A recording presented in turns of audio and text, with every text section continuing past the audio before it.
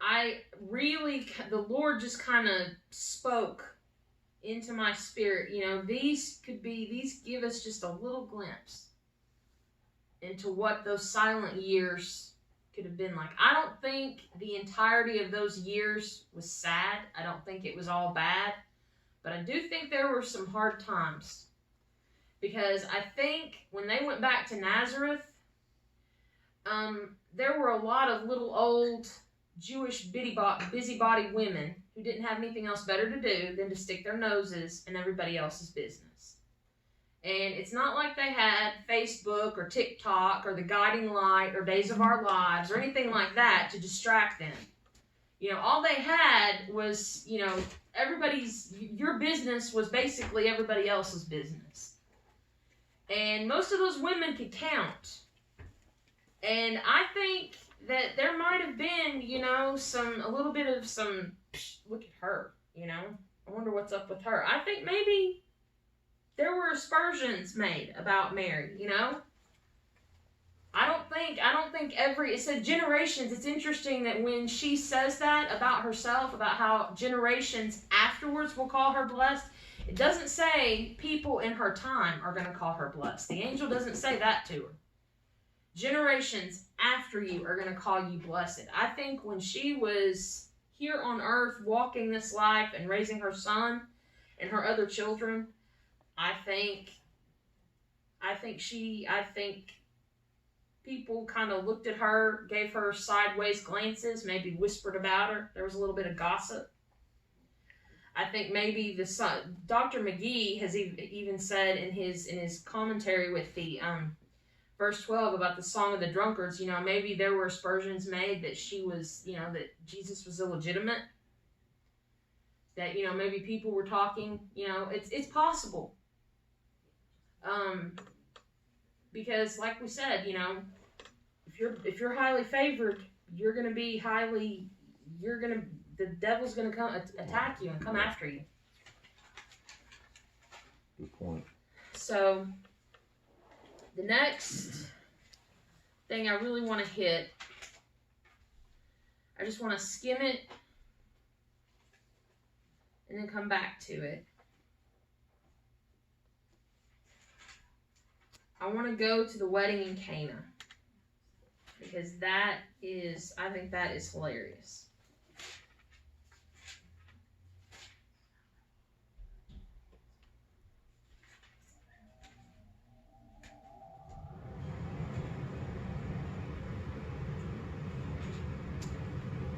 John chapter 2.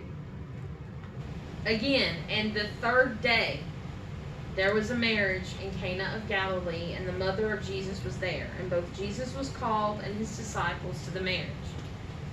And when they wanted wine, the mother of Jesus saith unto him, They have no wine. Jesus saith unto her. Now I'm going to just interject something here. I don't like it when it says woman, but from what I understand, the Hebrew word for woman here, it can also mean mother, and it can also be kind of like the feminine version of Abba. The way Abba is an intimate word for father or for daddy. I'm going to say, instead of saying woman, I believe Jesus saith unto her, Mother, what have I to do with thee? Mine hour is not yet come. His mother saith unto the servants, Whatsoever he saith unto you, do it. And there were set there 6 water pots of stone, in the manner of the purifying of the Jews, containing 2 or 3 firkins apiece. Jesus saith unto them, Fill the water pots with water, and they filled them to the brim. And he saith unto them, Draw out now, and bear unto the governor of the feast, and they bear it. And then that's when the ruler of the feast, they bring out the wine, and he's like, a lot of times we serve the cheap wine, we serve the bad booze at the beginning of the wedding, get everybody drunk, and then we serve the good stuff. But you've reserved the best for first. Good job. That's kind of funny that Jesus gets a slap on the back for that. But I think it's funny too that Mary goes to him and says they have no wine. So I think in those 18 years between when Jesus was in Jerusalem at the temple and here in Cana, I think Mary, while he was growing in wisdom and stature, I think the Lord was growing her up too. And I think she's gleaned some more insight into her son, and I think she knows what he's capable of. I think the Lord's laid that on her heart, that he's going to do great and mighty things. And she's like, they have no wine. He's like, Mother, what does that have to do with me? It's not time. My hour hasn't come. And she's like, I can just see it. In my mind, he's standing there. He's saying that to her. She just kind of looks at him and says, yeah, okay. And then just looks at the servant and says, whatever he says to do, you do it. And she just kind of, just walks away just knowing that he's going to do it. Which I think is hilarious, because I don't think the disciples could have done that. I don't think Peter or John could have been like, hey, can you fill up these water pots? Oh, my hour has not yet come. Yeah, just do what he says. You're going to just do what he says. She's the only person living, I think, that could have said that and done that, and he would respond and do exactly what she said, which I think is kind of funny. That's funny to me. That even though, he was the Messiah, he was God's anointed, she could still shake her finger at him and use just a little bit of power and be like, yeah, you're going to do that. And he did it. I think that's the best part of all. He did it. He did it. He did exactly what she asked him to. That's pretty cool. And I'm gonna kind of skip over the other stuff in Mark, when it talks about his brothers, his family thinks he's crazy. They try to go get him, and Mary's there, but I think they sort of round her up and will be like, yeah, you're the only one that really knows how to reason with him.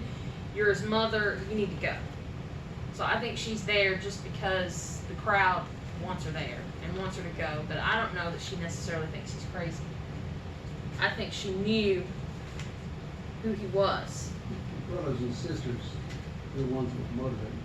Yeah, I agree with because, you. James didn't become a Christian until after Jesus was dead. Right. His brother, they were all skeptical, of their house, whatever it was. And, you talk about Mary being in Nazareth, they surely gossiped about her. Oh, yeah.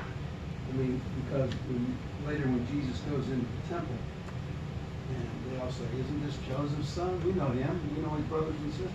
They knew who he was. Everybody in that synagogue knew. Yep. When he says, I'm proclaiming himself to be the Son of God, they were going to take him out and stone him. He disappeared and just walked away from them. But they knew him, and she had to endure, because they all knew she got pregnant out of wedlock. Yep. And that was a serious matter. Yeah. She'd been stoned. And at a small community like that, everybody knew. Yeah. And she had to endure all that whole time she was growing up. And she never knowing said a full word. well she was righteous. And Joseph had to endure that too. And I'm sure it was hard for him, And hard for Jesus, her, but I'd say it was hard for him. They looked down on Jesus Yep. too, as being that child As born out being of wedlock. Yep. They looked down on him. And He had to put up with it too. And his brothers and sisters had to put up with it. Yeah. I mean, we all know how kids are. Kids are cruel. And a bunch of kids hear their mamas standing around gossiping, talking about Mary and her baby. Those little kids over here, when they're at school or however, they're out playing communally, those kids are gonna be like, yeah, we know what your mama is. You can see it and hear it because it's human nature. Mm-hmm. And as hard as it was for her, I think the person that probably it might have been the hardest for was Joseph. Because that's his wife, that's his son. Isn't it? I'm not a man, but it's just in the nature of a man to want to protect his wife and his child. You can say whatever you want to about me, but do not attack my wife and do not attack my children. And I'm sure there were plenty of times he wanted to go bloody some noses and beat some people up, but I don't think he did it. He might have had a few words with some people, but I don't think he ever did that. But you think about what we talk about what he went through with his ministry, and then of course the suffering of the cross. But what they went through before that. They both had the foundation knowledge that's given to them by angels, Right. who he was, and they they had to listen to it, and they know it was spoken, but I would be able to, I'd not even, just totally ignore it. Really? Because I Okay. know in my knower who this child is, and nothing you say will change that. You can say all you want, but one day you will know. And everyone will know. Everyone will stand before the Lord Jesus Christ. Everyone have an opportunity to stand, and they will know what Mary said and what Joseph said. And what Jesus True. said. Yep. So now we come a long road. Mary's walked a long road from where she was as that sweet little teenager, betrothed to Joseph.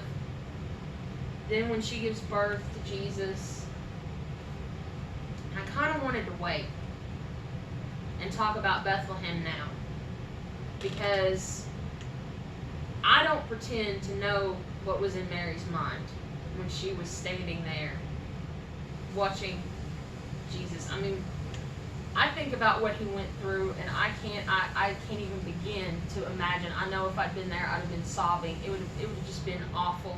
It would have been so traumatic. But then I think about what she had to endure. I think the one person, nobody suffered more that day than Jesus. Nobody. And no person alive before or since has ever endured the suffering, the shame, the excruciating torture of death like he did.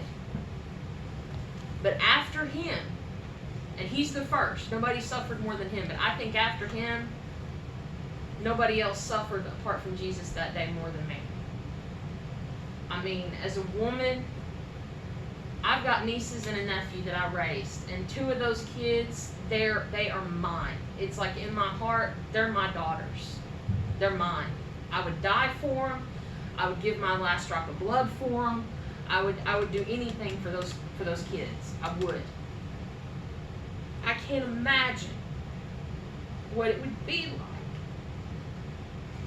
to stand there and to see them treated with such cruelty, such ferocity of hatred, just everything. I mean, from just everything. I mean, it breaks my heart when I think about that. But then you think about her, and she stood there and she endured every bit of that.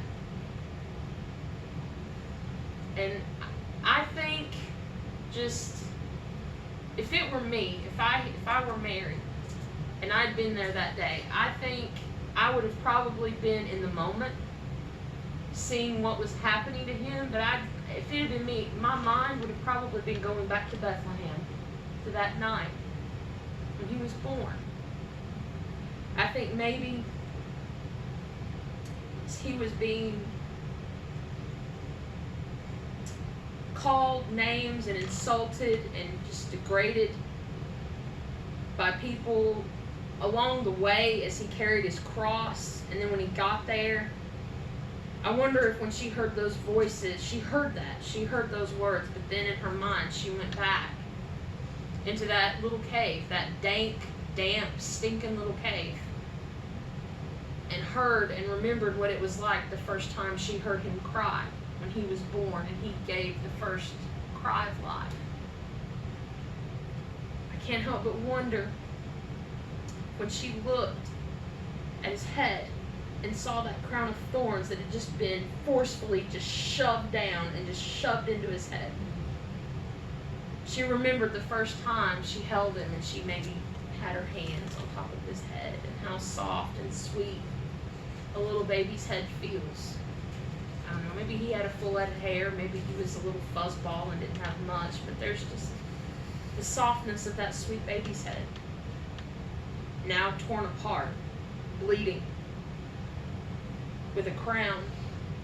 Maybe when she saw his face, he'd been so badly beaten he wasn't even recognizable as a man. She remembered what it was like when she looked into that soft, sweet little face. Maybe when she held him to her breast and nursed him for the first time. Saw those sweet little eyes, those sweet little cheeks, that sweet little mouth, just puckered. Now just disfigured and mangled and torn and just battered and bashed. And then I think maybe when she saw his body just covered in blood,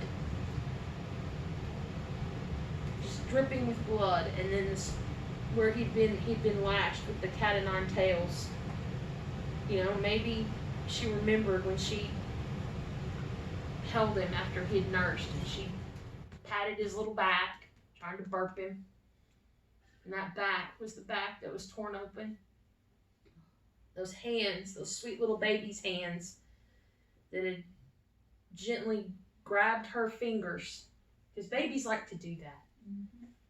Even because I never nursed, obviously, because the babies I took care of weren't my babies. But when I would give them their bottles or their formula, babies will they'll reach out and they'll grab your fingers and they'll try to touch your face, and it's just so, those moments are just so heavenly and so holy and so righteous and so spiritual.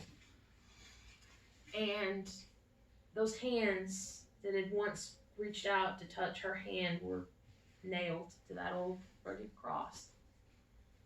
And those feet, those cute little baby feet that were probably chubby and cute and soft. And I just love babies' feet. I just love babies' feet. That's probably my favorite part of a baby is their feet. I love their feet. So cute. Those feet were pierced with nails and bleeding. And she stood there because that was her son. That was her Savior. And that was her son. And she had to be there. She couldn't not be there. You know, it's kind of like there are moments in life where it's so painful and it's so awful, but you can't be anywhere else but there. I don't even want to compare the suffering that I went through to hers. I'm not even trying to do that. But the day my mom died, that was one of the hardest days of my life. And some people that I knew that were at the hospital with me were like, why don't you go home? I'm like, no. I can't go home yet. I have to be with my mom. I have to be there. You know, I can't help but wonder if maybe, you know, because we know Mary's sister was there. There were other people there, Mary Magdalene. We know in some of the other gospel accounts, John and James's mom, she's there, and some of the other female followers, and then John the Beloved, he's there. I wonder if some of those people were like, you know, Mary, why don't you go on home, honey? You don't need to be here. You don't need to see this. And I could see her say, no, that's my son. Until John. I have to be there. He said, behold thy son.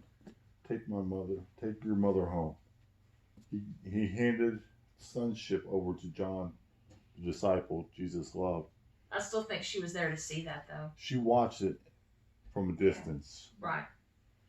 But John was instructed at the cross. Right.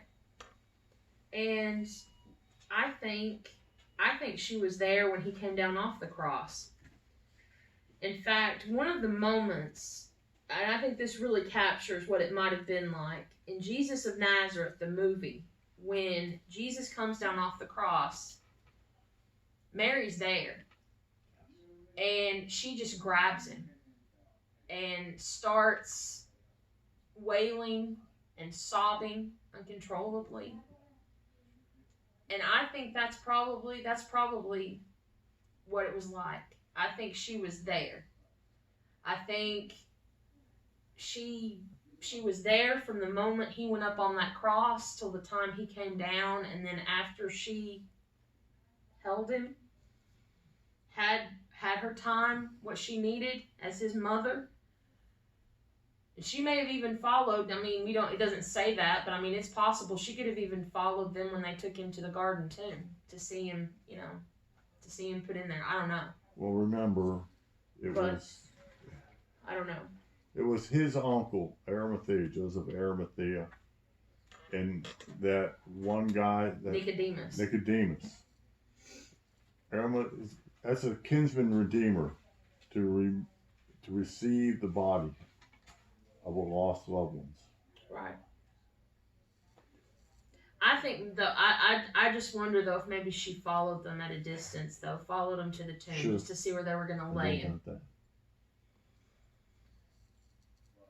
But then, you know, she goes from a day that's just, I can't even, I mean, the worst day you can possibly think of, I don't think will ever even come close to the awful, to just how awful and how horrible that day was. Then she's there when he raises from the dead, when he's resurrected.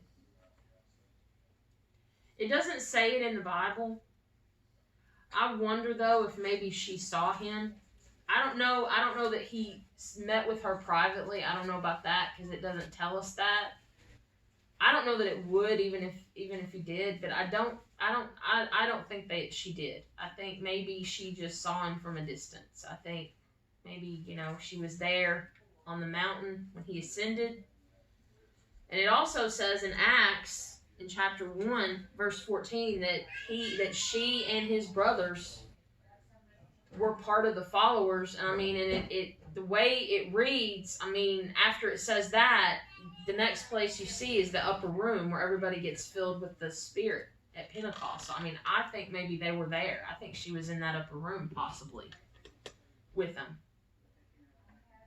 But to go from the horror and the shame of Calvary to the glory Of heaven. of seeing him not just as her son.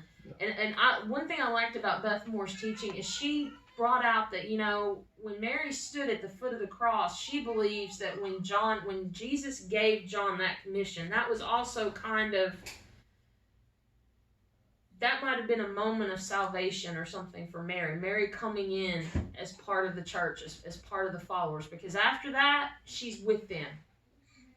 Where they are, she's there. I mean, because she's in Jerusalem, she's at the Ascension, and then she's in the upper room. She was there when Matthias was chosen. Yeah. And so most likely. And so, when the Holy Spirit fell. to not just, I mean, to have that moment as a mother, to know that her son, who was crucified and suffered what no other person suffered, but then to see him raised from the dead in that glorified body. I mean, as a person not related to him biologically, I mean, that would just be an amazing moment. But I mean, for her, I mean, that must have just been so unspeakably glorious and wonderful. Mary is somebody that means a lot to me. Because I think it's really sad how people, Catholic Church, how they worship her. Because I think if Mary were alive and were here, I think she would probably be embarrassed that people put her on such appalled, and I think she would be disgusted. Because she knows what her son went through. She saw it. She doesn't have to imagine it. She doesn't have to watch a movie. She saw it. And she knows him as her son and as her Savior.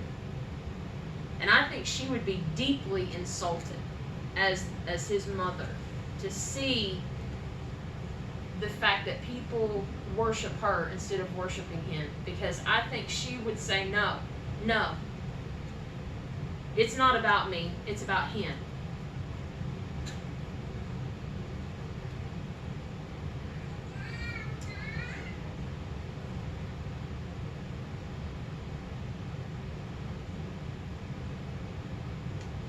But then I also think the way she's ignored on the Protestant side, I think that's wrong too. Because she's somebody that we can respect. And we can look, as a woman, I look up to her. I don't worship her. I don't venerate her. She is not the Queen of Heaven. She is not my mediator between me and Jesus. but she is someone that I can learn from, and I can respect, and I can ask the Lord, give me some of that sweetness, give me some of that humility, give me some of that silence. It's a test of our faith.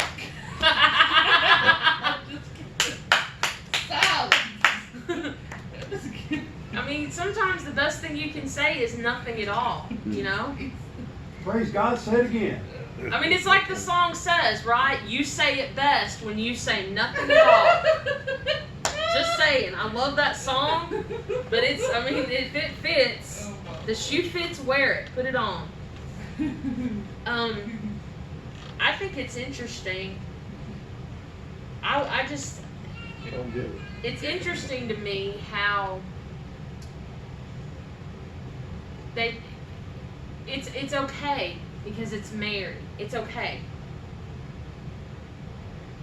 When I was younger and a teenager and very sort of lost and not really sure of what to make of God as my father, because I know what I think of my earthly father, and that image of a father, I've heard a lot of people say your earthly father is supposed to mirror what your image of your heavenly father is. And if God the Father was like my earthly father, I didn't want any part of it. I was saved and I was a Christian. But there's always been, for most of my Christian life until very recently, a wall between me and God. And it's because of that.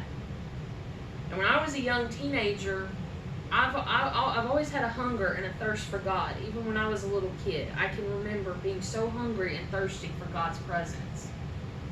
And I was so hungry that I wasn't ready to receive God as my father, so I dabbled a little bit with maybe wanting to be Catholic. Because I could understand the love of a mother. Because my mother raised me. And I went through a phase where I wasn't in church, I was not in church, I was not in the Bible, I was not doing what I was supposed to. I just want to point that out. But I wore a rosary. I didn't pray the rosary, but I wore it. I started reading books on Catholicism, on Marian devotion. I even went and bought some of those candles that you see, those Catholic candles with Mary's image on the front of it. I have a great aunt. When she passed away, my mom inherited most of her china and a lot of her belongings, and my aunt had these two figures of Mary. One was porcelain of Mary standing, hands like this, with a blue veil, of course the halo. And then the other one was a little figurine of Mary with a crown holding baby Jesus. And I got those figures, we kept them in a china cabinet, and I got those figurines out, and there was a couple of times when I tried praying to Mary. And one time I prayed, and I remember, I didn't say this out loud, but I remember thinking it. I remember thinking, nothing happened. That's weird. And then instantaneously, the Lord spoke into my spirit, like, what did you think was going to happen? You're not supposed to be praying to her. You are praying to a graven image. You're supposed to be praying to me. If you need something from me, you come to me. You don't go to Mary. You don't go to anybody else. You go to me. And I just remember putting things away. I was enough of a Christian that I got my spanking and I knew what I was doing was wrong, so I put it away. But I wasn't ready to deal with God as Father yet. So I took another few laps, a few years around the mountain. And it's easy. It's easy to tell yourself, oh, it's Mary. There's nothing wrong with that. It's just Mary. It's just Mary. It is wrong. And what I did was idol worship. I prayed to a graven image, and I shouldn't have done that. And it's interesting to me, when I was doing just a little bit of research on this, about how the months in the Catholic Church of Marian devotion, where it's emphasized more than others, are May and October. Those are two of the most pagan months out of the year. Because October is Samhain, Halloween, the origins of Halloween, which is purely of hell and of the devil and Satan and satanic. In May, you have, as far as Celtic and some of the Wicca and some of that kind of paganism, you have the Feast of Beltane. You have May Day, a lot of that stuff, veneration of the goddess. You have a lot of that in May too. Isn't it interesting that those 2 months are so pagan, and those are the months of Marian devotion? Another interesting thing, the ground for there's a cathedral in France called Chartres, and it was its particular fake relic trade was the fact that they claimed to have the veil that Mary wore when she stood at the cross. The ground where that cathedral was built originally was venerated to an unknown Celtic goddess. The only thing we know about that goddess is that she was called Queen of Heaven. And that's what... That's Astartes. Yep. And that's what they call... That's what Jeremiah called Astartes Queen. And that's what they call... And this was in France. And this was a Celtic goddess. And the only thing we know about that goddess in that land is that she was called Queen of Heaven. And that's one of the titles they give to Mary. And like I said, I've had my relationship with Mary. Mary is one of those people. I made that mistake myself, but the Lord gave me my spanking. Looking back, I'm ashamed that I even did that. But I was so hungry, and my spirit was so wounded. And I did something stupid, and I did something foolish, but He's forgiven me. And that's one of the things, if I could sit down and talk to Mary, I would apologize to her for that. I would say, I'm sorry. I made the mistake myself when I was younger. And I think if I could meet her and talk to her, she'd probably say, it's okay. God's forgiven you. It's okay.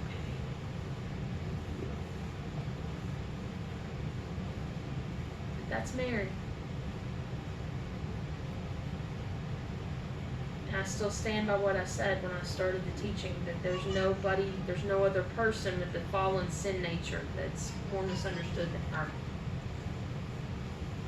Because one of the lyrics to that song, Mary, Did You Know, it says, this child that you've delivered will soon deliver you.